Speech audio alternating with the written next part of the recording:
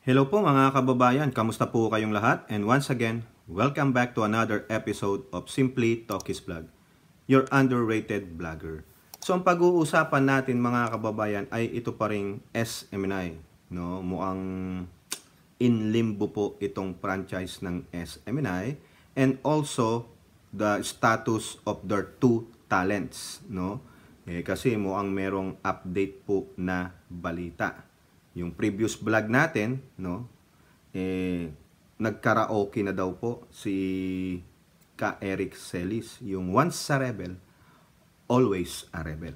Yan. So diyan po iikot ang ating talakayan sa pagbibigay ng opinion at reaksyon. Pero bago po ang lahat, i-flex po natin yung Haya Nature Resort. For more details, punta lang po kayo sa kanilang Facebook page.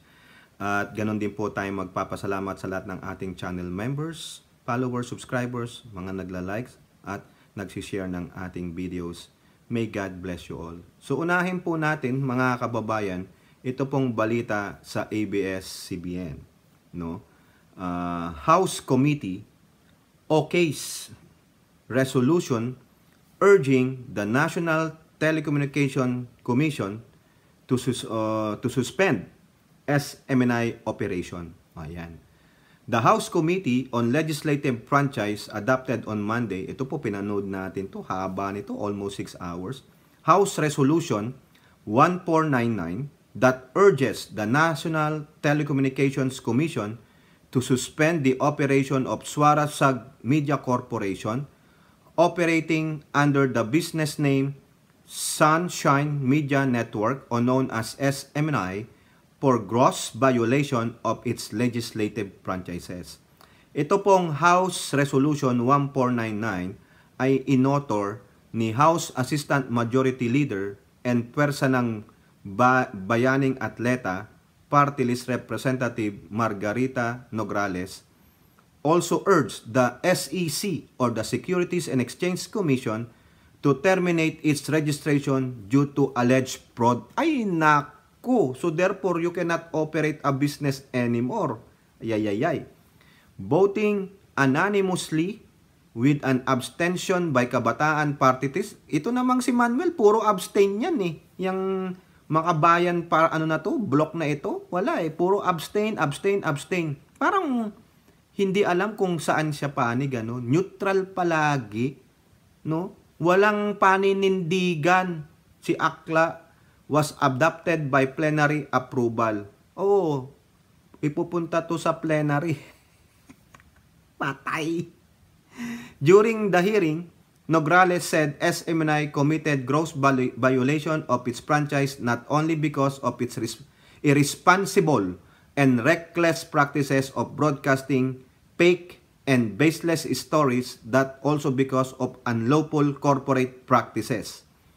Presenting a long list of SMNI's legislative franchise violations, Nograles said that SMNI flagrantly violated the revised corporation code when it shifted from a non-stock, non-profit corporation into a corporation sole without securing the required written consent or a two-thirds majority vote from members belonging to the Kingdom of Jesus Christ, headed by tele-evangelist Apollo Quiboloy. Ayan. So, nandito po yung list ng mga violations na sinabi ni Representative Nograles. Now, sa ulat po ng Manila Bulletin, ang sabi po dito sa article, nagkakalokohan dito. Migs Nograles gives rundown of possible SMNI violations. So, nagkakalokohan lang kasi yung mga lawyers ng SMNI, I think they don't know what they're doing. Kung napanood nyo po yung hearing na yon, litong-lito sila, nagkukumahog sila, they are not in sync. No? Parang wala silang alam, parang pinapunta lang ni Quiboloy, punta kayo doon, represent nyo ako. Ako ang appointed of Son of God, hindi ako pwedeng bumaba dyan sa lupa, nandito ako. Nasaan ka ba? So ang dami nitong violations ito. Ang nasabi po ni Nograles, nagkakalokohan tayo dito. Ang dami po nilang violations talaga. Kung mapanood nyo yun, no? Pagtyagaan nyo, punta na, o kaya puntahan nyo yung part na inilista, inisa-isa. Talagang binigyan niya ng presentation si Lady in Red. Lady in Red, you're dancing with me. Di ba? Pero yung damit po ni Madam Nograles ay color blue that time. Talaga. Sa next hearing, white naman siya. Kung meron pang hearing ulit, yellow naman siya. O, di magsuot ka na lang ng plug. Ay, hindi. Bawal po yun. No? Sorry po. Bawal nyo pong gamiting damit ang ating bandila. Bawal po yun. Makukulong po kayo o mapipenalize kayo. No? Sorry po kung nasabi ko. No. Huwag nyo pong gawin. No? Wag na wag. Sorry po. No? O, sa ating yung sa commission, no? Naku, baka i-plug ako. Hindi ko po kayo inuudyukan. No? Sorry po. Hindi po. Mali yun. Pasensya na po. Okay. Now, after nung hearing na yan, si Johnny Pimentel, Representative Johnny Pimentel, yung nag-invoke na ikulong si Silis. Di ba? Ano sabi niya? Ito, naisama na natin sa vlog natin to eh. There's a chance SMNI franchise will be revoked. Big chance. Kakampi pa to ni Duterte dati. Pero kahapon po, umalis na siya sa PDP Laban na nandun si Duterte. Kasi meron pa pong faction yan, di ba? Actually, ang faction si Duterte, inagaw niya lang kay Pimentel kay Coco. Ngayon si Coco, siya ang legitimate PDP Laban. Wala nang member Sabi ni Pimentel, itong si Johnny Pimentel dati, nung umalis si Dong, sino ba yun yung sa representative, si Dong, I forgot yung yung sinabi niyang si Duterte ang nagsabi nun, di ba? Nag-hearing sila sa Congress. Nung nag-quit yon sa PDP Laban, sabi ni Pimentel, sa katapusan nito, sa dami ng humihiwalay sa PDP Laban, magiging 4 na lang ang membro nila. Sino yung 4 na nandun? Si Digong, si Duterte, si Rodrigo, Roa. Rodrigo, Roa, Digong, Duterte. Siya na lang. Anong sabi ba ni Duterte dati? Maski na ako na lang mag-isa dyan. Di ba? Sige, good luck. Ayun lang po ang sabi ni Johnny Pimentel. There's big chance SMNI franchise will be revoked. Yun ang possibility ang sabi niya. Tandaan nyo yan ha. At least pinakita ko sa inyo. Hindi tayo nag-fake news dito. Hindi tulad ni Eric Badoy at ni Duterte. Eto na po. Ito na ang matindi dito. Meron pong isang mambabatas na nagpasa na ng House Bill to seek revocation of SMNI franchise. House Resolution, aprobado. Ipupunta sa plenary. Sinabi ni Pimentel, si Johnny Pimentel, there's a big chance SMNI franchise will be revoked. Now here it is. Balita ng JMA News Online. December 12. House Bill 6 revocation of SMNI franchise. Naisulat na. May bill na. Due to alleged violation of its franchise such as the willful dissemination of false information and the transfer of ownership without congressional approval, a bill seeking the revocation of the franchise of Swarasag Media Corporation, which runs and operates Sunshine Media Network International, was filed at the House of Representatives. Sino nag-propose? Authored by One Rider Party List lawmaker Raj Rodriguez. Ito, nakita ko to sa hearing. Hindi niya nga kilala si Jason Sa. Sabi niya, the gentleman there, sabi nung Chairman Tambunting, Representative Gutierrez, di mo ba kilala yan?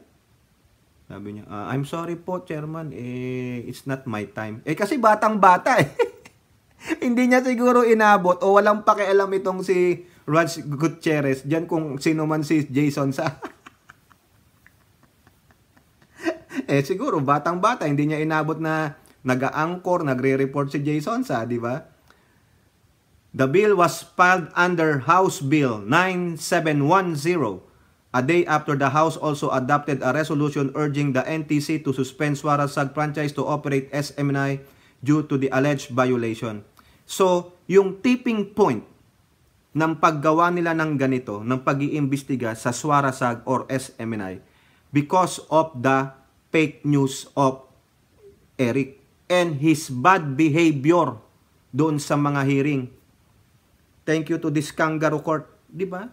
O tapos mukha siyang basang sisiw nung gumawa siya ng letter. Pero mamaya ano nyo, no?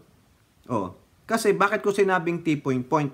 Kasi doon na rin po sa nilabas na mga violations na may mga nagkaso sa kanila kay Eric, kay Badoy ng mga libel, hindi sana maungkat yan eh. Hahayaan lang yan sa korte. Kaso too much. Di po ba? Talagang pinuno nyo ang salop ng Kongreso, ay ng House of Representatives. Sorry, hindi po Kongreso kasi ang Congress dalawa eh. May Senate yan. Ang House of Representatives. Dahil pinipilit nyong siraan si Speaker Ninong Martin Romualdez o ngayon. Suffer the consequences of your stupidity. Mga idiots kasi kayo. No? Feeling nyo, you are still in power. Sabi nga nung ibang mga Duterte, no, yung mga nakakaintindi ng sitwasyon, wala na sa power si Duterte. Iba na ang presidente. Suportahan nyo na lang. Hindi. Pilit nyong minamalign, no, ginagawa ng kwento, yung kaalyado ng Pangulo. Pinsan niya pa yan eh. Hindi po ba? Sino ba kayo? Ha? Huwag nyo sabihin na tinulungan nyo ang Marcos, si Bongbong, dahil binigyan nyo siya ng platform doon sa mga debate. Ginusto nyo naman yan. Pinagkakwartahan nyo rin naman yan. Di ba? Whether you have those debates televised or not, mananalo at mananalo si Pangulong Ninong Bongbong Marcos. Di ba? Popularity vote, panalong-panalo na eh. Electoral votes pa kaya? Kaya wag kayong manunumbat ng dahil sa inyo. Mga ulol ba kayo? Baka sugurin kayo ng mga loyalista dyan. Nananahimik ang mga loyalista. Sino ba kayo? Di ba? Yung sabihin, mga Duterte ang nagpanalo kay Bongbong Marcos, may iya kayo sa balat ninyo.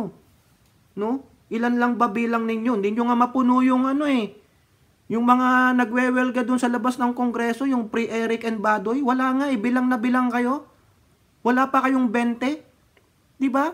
Sa pagmamalaki nyo, kayo ang nagpanalo kay Ninong PBBM, utot ninyo. Kayong ganyan. Palalo lang kayo, feeling nyo, kayo pa rin ang nasa power. No way. Iba po ang tao ngayon, nag-aanilasa na, sobra na. Tapos sasabihin nyo sa amin na yung mga dati nating kaaway, kakampi namin, the enemy of my enemy is my friend. Di ba, ganun lang naman yan ang buhay kayo ngayon ang enemy, so kawawa kayo. Kayo ang sumasalungat Kayo ang gumagawa ng kwento maliciously. Tingnan nyo yung mga kakampi nyong Duterte Natics dyan. Ginawa ng kwento si Pangulong BBM, si Ninong, na umattend daw ng kasal. No? Ganito. Mas inuna pa yung kasal kaysa sa mga dapat na anuhin niya. Yung pala fake news. Di ba? Malalaman mo, kakampi nyo. Di ba? Coordinated kayo No? Hindi na po nakukuha ngayon sa mga bunga-bunganga nyo lang. Wala kayong ebidensya. Magbigay man kayo ng ebidensya, fake pa.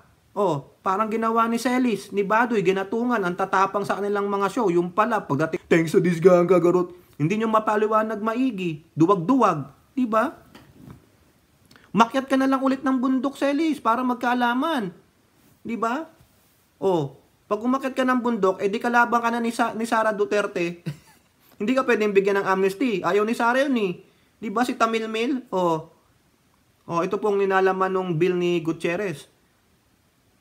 He flagged the franchise grantee Suara SAG for failure to deliver truthful and balanced reporting to its audience by citing the various complaints files against SMNI before the Kapisanan ng mga Broadcaster ng Pilipinas, the NTC, the MTCRB, and the Regional Trial Courts. SMNI has engaged in red tagging and fake news peddling, labeling members of the House, the former Vice President of the Philippines, and private persons as members of the New People's Army. The franchise grantee corporation also attempted to create discord between the upper and the lower house, correct, by insinuating that unnamed and unverified Senate sources have claimed that Congress has spent 1.8 billion in travel expenses in 2023 without any basis or proof. In fact, this baseless allegation was subsequently disproved by no less than the head of the Finance Department of the House of Representatives. Clearly, all these acts of SMNI run contrary to its mandate provided under Section 4 of the law that granted its franchise. Correct po yan. Ha? O, kayo dyan mga Duterte natics, ha? Sasabihin nyo, mga ano naman yan. Wala eh. Kayo, puro daldal, wala kayong pruweba. Eto may pruweba, oh. Pati yung sinasabi nyong MOEE, sinasabi nyong ano ng COA, sinabi na po ng Finance Department, no? Ng Kongreso na malinis sila. Walang pinlag sa kanila ang COA. Di sana kung meron pinlag ang COA, balitang-balita na. Ang ulit na po na nilabas sa balita, pinakita nila ang ebidensya na sinabi malinis kami. O sabi nyo, open the books. Anong books ang gusto ninyo? Baka ang gusto nyong i-open the books ay yung books nung time ni Cayetano at Velasco. Yung mga gunggong pala kayo eh. Di ba? Sabi ko nga eh, sabi ng friend ko, kung ano lang ang convenient sa inyo, ayun lang ang iintindihin ninyo. Kasi bakit? Mababaw kayo mag-isip. Hindi nga kayo nagre-research. Kuda lang kayo ng kuda. Diyan sa mga vlog ninyo, kuda lang kayo ng kuda. Wala kayong pinapakitang ebidensya. Kasi yung dila ninyo ay makapangyarihan sa paggawa ng kasinungalingan. Yang dila ninyo, no, punong-puno ng basbas ni Satanas. Ayan lang yan. Oh, ano po yung nilalaman ng Section 4 na yan na sinasabi ni Gutierrez? Ha? Tama po ba? So, tama si Gutierrez. Section 4 of the Suara-Sag franchise provided under Republic Act 11422 provides that the franchise grantee has, quote, the responsibility to the public not to use its station or facilities for the dissemination or of deliberately false information or willful misrepresentation to the detriment of the public interest. O ayan, ipaliwanag nyo ito kayong mga a-hole na mga supporter nitong SMNI at Duterte. Ayan po, ang dami po dyan, no? Basahin nyo yan, no? Ayan, no? Kayong dyan mga Duterte natics, mga vloggers ng mga ano na yan. Ito, bigyan ko na kayo. Basahin nyo to, House Bill 6 Revocation of SMNI Franchise. Mga hinayo pa kayo. Di po ba? Ayan. Pagbalik siguro nito, kasi mag-ano tong Congress vote December 16, walang plenary, no? Recess sila. Pero nagtatrabaho sila sa kanilang mga opisina. O otherwise siguro kung marami silang bakasyon, magbakasyon na sila. Isang buwan yan Balik nila next year na. Balik nila para sa plenary, sa discussion ng mga batas. Yung magko-convene sila, ganyan. Siguro uunahin ito pagbalik nila. No? Sana unahin nyo na yan. Ninong, pagbigyan mo na ako. Ha? Sabi mo kay Representative Gas Tambunting ng Paranaque ba? Ha? Unahin ito. House Bill, ano ulit yun? House Bill, basta yung kay Gutierrez, nakalimutan ko na eto na, mga kababayan. Di ba? Nakulong yung dalawang bugok, yung fake news peddler, no? Pero pinaninindigan pa rin ni Always a Rebel, no? Si Ka Eric, no? Na inosente siya, no? Talagang pinaninindigan niya Mamaya malalaman ninyo. Yan, 'di ba nakakulong sila? Sa balita ulit ng GMA News Online. Badoy, Celes, Kin, yung mga kamag-anak, file petition to release SMNI host in house detention. Ayan. So nag-file po sila before the Supreme Court. Ayan, no? In a 57-page petition for sanctuary and writ of habeas corpus, Walter Partosa, who represented Badoy, and Rugilda Canilao Celis, who represented Celis, asked the court to issue a writ of preliminary mandatory injunction for the release on or before December 15, 2023. So yan po yan, The two SMNI personalities were represented by former presidential spokesperson Harry Roque. So, ipinal po nila yan sa Supreme Court. Now, ito ang latest. December 12. GMA News Online pa rin. Salamat po sa GMA News Online at ABS-CBN sa inyong mga article. Shout out po sa inyo. House releases SMNI program host Celis Badoy. Pinakawalan po sila. So, anong mangyayari doon sa sulat nila? Malamang, hindi naman siguro yung babawin, ilalagay lang doon para just in case ipatawag ulit ito, ikulong silang dalawa, aamendahan lang yon. Hindi po ako lawyer, opinion ko lang po yun. Kung nagkamali po tayo, i-correct nyo po ako. Oh, yun lang po yung take ko doon. Kasi baka magtanong kayo anong gagawin doon sa penal na sa Supreme Court? Baka lang doon, ilalagay doon, tapos kung ikukulong ulit, i-amendahan lang. Oh. Correct me if I'm wrong correct me if I'm wrong. Okay? So, di po tayo nagmamagaling. Again, disclaimer, hindi po tayo lawyer. I don't have the capacity to kung ano-ano man yung tungkol sa mga legal na yan. Bayan nyo na po yung mga magagaling ng mga lawyers natin, no? At mga Supreme Court hurado natin. No? Nire-respeto po natin sila. Okay? The House Committee on Legislative Franchises released Sunshine Media Network International Program host Eric Celis and Lauren Badoy from their detention at the Batasan Pambansa Tuesday night. The reason for this, ano ang sabi ni Chairperson Gas Tambunting? They were released on humanitarian grounds. Humanitarian grounds. O, alam nyo na ibig sabihin yan? Nakakaawa. Naawa po ang mga congressman kasi in the spirit of holidays. O, alam nyo na ibig sabihin holidays sa mga Christmas and New Year to be with their family. That's a humanitarian. May puso ka.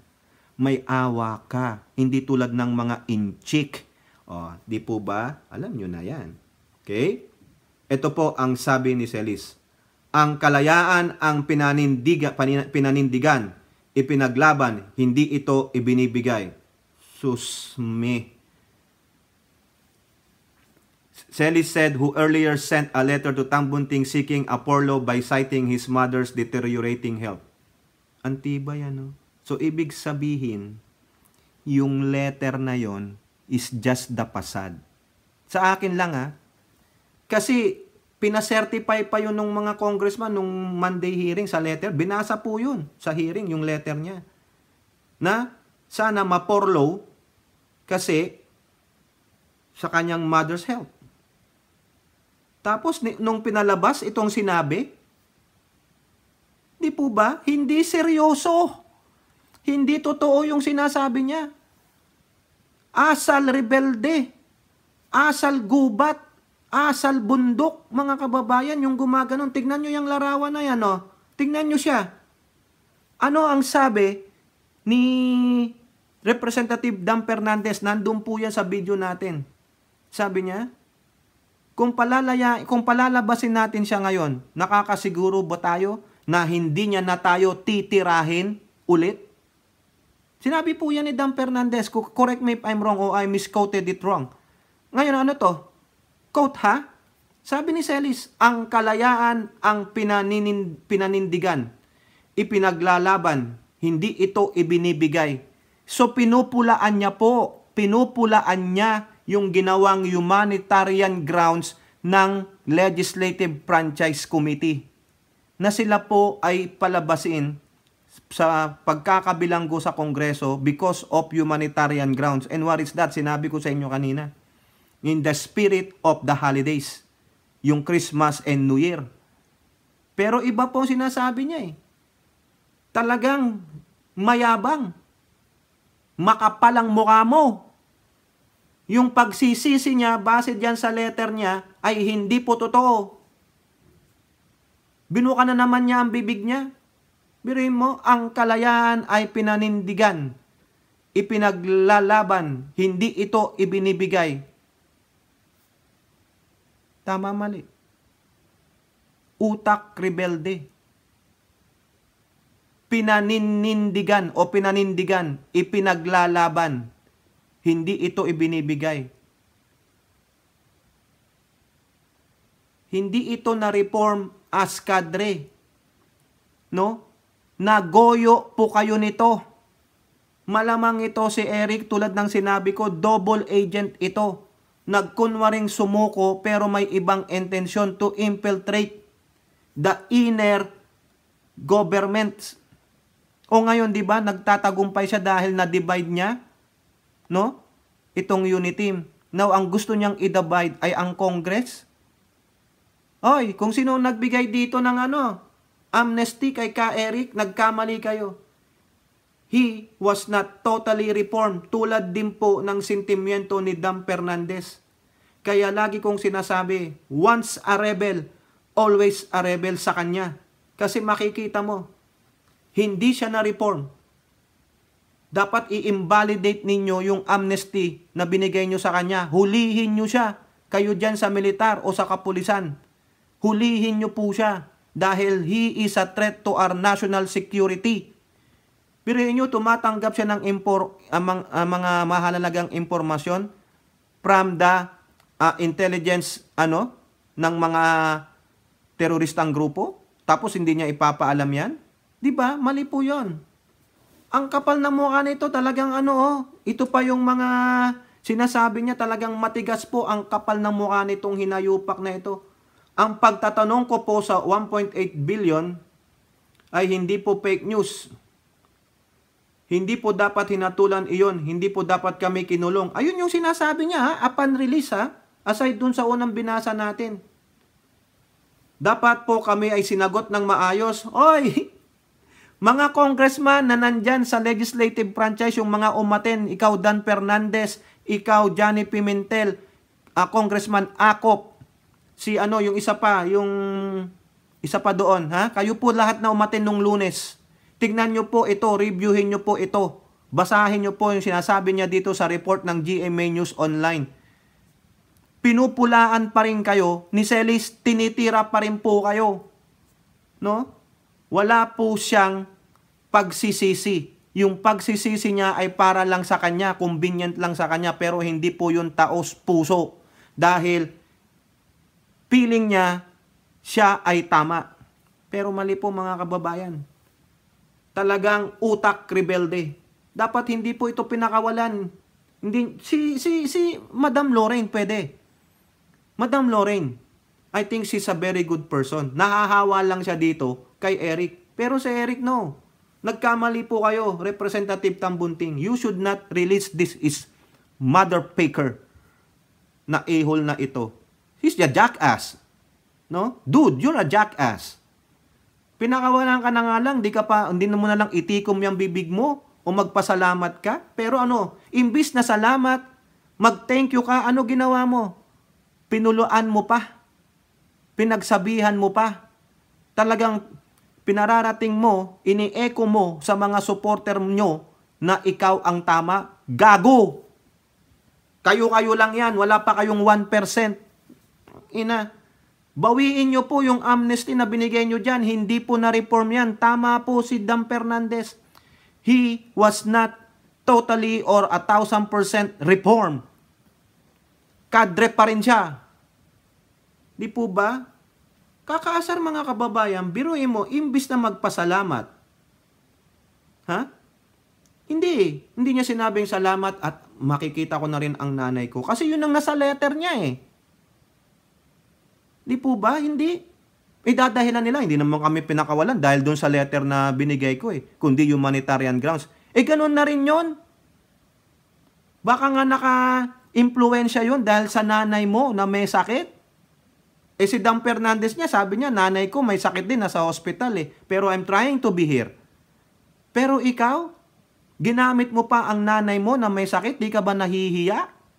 Tapos paglabas mo, yun ang sasabihin mo? Yung naratiba mo na ikaw ang tama, sila ang mali? Kapal na mukha nito. Kulong nyo na lang yan. Di po ba? Nakaka-high blood mga kababayan. Kapal talaga ng mukha. Gumaganong-ganong pa eh. Nang aasar pa mga kababayan talaga. No? Kaya dapat ito, makita to ng mga congressman. Patawag nyo po yan. Ibalik nyo siya sa kulungan. Huwag na kayong magbigay ng humanitarian grounds dyan kay Celis. Si Eric? Ekes. Kayo po, ano po ang inyong masasabi? Comment down below. And don't forget to like and share. Hope to see you on the next videos. Bye-bye. God bless.